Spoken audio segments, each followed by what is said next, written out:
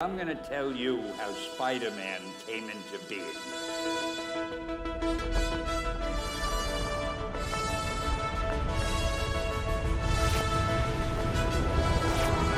Although sometimes it's hard even for me to believe it.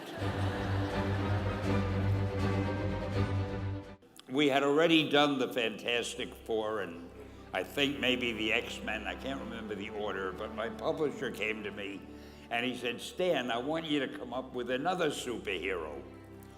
So I said, okay, went home and I thought, what can I come up with now? And the most important thing in a superhero at first is the superpower.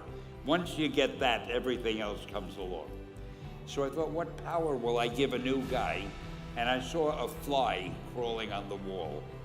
And I said, hey, if I could get a superhero that could stick to walls and crawl on them, man, that would be cool. And no, I'm lying to you. I don't think the word cool was in use then. I probably said it'll be groovy. I'll never lie to you. So I thought that was good. Now I needed a name. So I said, well, let's see, Fly Man, Mosquito Man.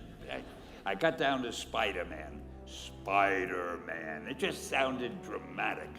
So, okay, I had my hero, I had his power, his name, and then I figured just for fun, I'm gonna give him personal problems. And then I thought I'd make him a teenager, because there were no teenage superheroes that I knew of at the time. So armed with all that wonderful material, those great ideas, I ran into my publisher's office and I told him. This was my reaction, the reaction he gave me. Stan, that is the worst idea I have ever heard.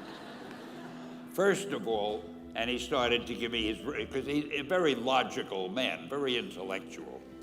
First of all, people hate spiders, so you can't call a hero Spider-Man. You want him to be a teenager?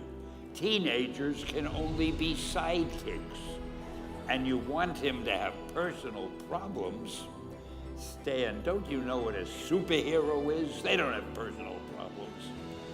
Well, I left the office disappointed, but obviously a much wiser man. And I couldn't get Spider-Man out of my system.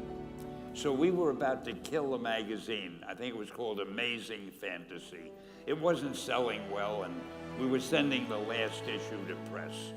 When you do the last issue of a magazine, nobody cares what you put in it because the book is dying.